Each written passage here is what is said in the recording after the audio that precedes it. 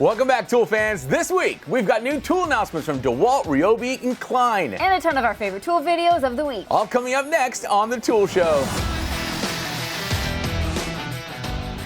Welcome to The Tool Show. I'm Sarah. And I'm Rob, and we have a short show this week as Sarah and I are preparing to head to South Carolina this weekend, where we'll be hosting a show on Walmart Live with our friends from Hart. I hope you guys can all join us at 2 p.m. Eastern Standard Time this Sunday. But for now, let's get to the tool news. DeWALT and an act of accidental foolery just provided us with a proper competitor to the M18 fuel belt sander for our belt sander race. DeWALT, I need one of these things as soon as you can get it to us. That is the DeWALT 20-volt Max XR 3x21-inch cordless belt sander, or as I call it, Rob's next urgent care visit. For once, I actually think DeWalt's name's better. They say it has 22% more power than Porter Cable's 352 corded belt sander, and are quick to point out that their 3x21 sander gives you 16.7% more sanding surface area than the M18's 3x18. But just like the Milwaukee, their aim is rapid material removal. How rapid? The variable speed trigger can team up with the 25-position control knob to deliver a completely unknown RPM. Seriously, how do you leave that number out of your press release? I'm really left wondering if it's because it's less than Milwaukee's 1350 SFM. But who knows it? Who cares? We just want to race them. The DeWALT also features quick release belt change, an overmolded auxiliary handle, and a brushless motor aimed at runtime and efficiency. Sounds like a winner. No word yet on price or availability. You know, DeWALT actually sponsored the McLaren F1 team. I wonder if I could get McLaren to sponsor the DeWALT belt sanding racing team. Oh, I'm sure. Ryobi also has a few exciting new things this week, starting with a new USB lithium battery. This time it's bumped to 3 amp hours. That's 50% jump from the previous 2 amp hour version, all in the same size package. This new same size but much bigger battery has an LED fuel gauge and recharges with a USB-C port. It powers all 12 of the tools currently available on the Ryobi USB lithium series, including a clamp fan, inflator, rotary tool, power carver, and more. They also teased 3 new USB lithium tools, a soldering pen, foam cutter, and a desktop vacuum kit. The new 3 amp hour battery will be available in June for $34.97. But that wasn't Ryobi's only surprise. They also unveiled an 18-volt, 1800-watt power station. Ever since we got Milwaukee's M18 carry-on, we all kind of assumed Ryobi wouldn't be too far behind.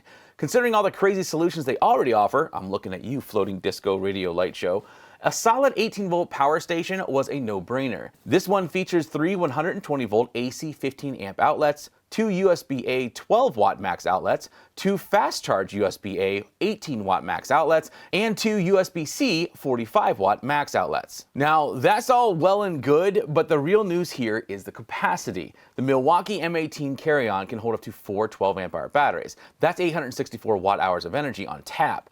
But the Ryobi has 8 ports on it, and with their biggest battery in each slot, the 9-amp-hour, we're looking at 1,296 watt-hours of juice. But wait, there's another one. You can actually chain 2 of these things together with an optional kit, meaning you could bank a staggering 2,592 watt-hours. That's pretty insane. It also has a useful LED screen that displays the load level and battery level, which Milwaukee doesn't. In fact, the only benefit that Milwaukee seems to have is the 3,600 watt startup versus the 3,000 on the Ryobi. Now, the Milwaukee does look to be about $100 less than the Ryobi as a bare tool, but you can get a kit for only $200 more that comes with 4 6-amp-hour batteries. That's crazy. Ryobi's not messing around with this thing. If this monster finally convinces you to get your first inverter, you can pick one up in July. Klein also announced a new rechargeable clamping fan, the PJS FM2. It'll clamp perfectly onto studs or conduit. It has a hang hole incorporated into the base and 4 powerful magnets for use on ferromagnetic surfaces. Once mounted, it can rotate 360 degrees to direct the air where you need it, and it will run on high for 5 hours or low for 12. Then you can easily recharge it with the included USB-C cable, and it's available now for $99. Makita wanted to remind you that 3 of their new offerings are finally hitting shelves this month. First, a saw chain sharpening kit. You can probably guess what that does. Plus, the new 18-volt X2 LXT outdoor adventure cooler warmer that can run on batteries or be plugged in. It can cool to 15 degrees Fahrenheit or warm up to 140 degrees. It's available now for $6.99. There's also the outdoor adventure 36-volt LXT hot water kettle for boiling up to 27 ounces of water in just 9 minutes. You can pick that up for $214. But the most interesting thing to come from Makita was found by Stuart over at toolguide.com. That is the Makita XGT 40V Max microwave. When equipped with two of their enormous 8 amp hour XGT 40V batteries, it can run at 500 watts for 35 minutes. That's like 70 hot dogs or 8 bowls of ramen. Don't check my math on that.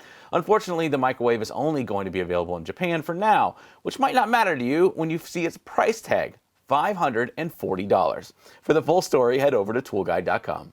There were a few videos we wanted to point to you before we take off. First up, the team at Torque Test Channel got a hold of the new rigid 18-volt sub-compact brushless cordless half-inch impact wrench that turns out to be smaller and more powerful than Milwaukee's. And while that should be enough to get you to go watch, trust me, there's more. Tools and Stuff is playing with 1/4-inch rivet guns from Bosch, Makita, and Milwaukee, and the results are riveting. That was terrible. Tinker with Tools reviews the Makita TD173D impact driver and asks, is this the best Makita impact ever?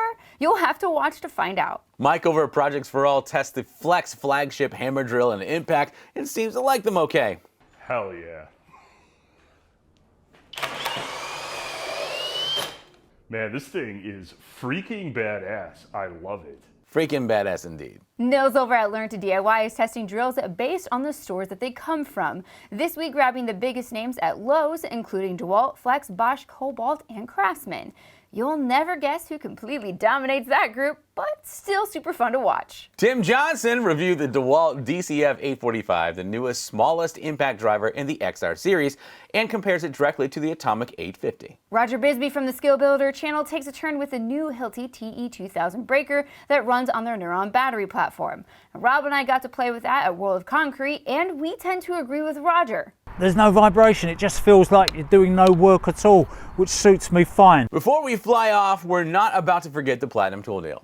Every week we team up with the pros over at ohiopowertool.com to give you a limited use code that helps you get the best tool deal possible in power tools. This week is a great one. It's $50 off any $100 purchase of Flex, in stock or not. Plus, they're already running a buy more, save more Flex deal right now, and our code stacks on it. And that code is BABFLEX. This code will only work for the first 25 people to use it, so act fast.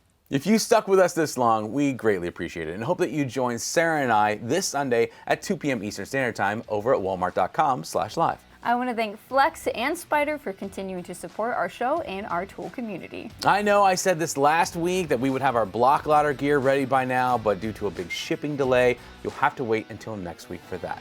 Until then, if you can, do something kind for someone else this weekend, and we'll see you next week.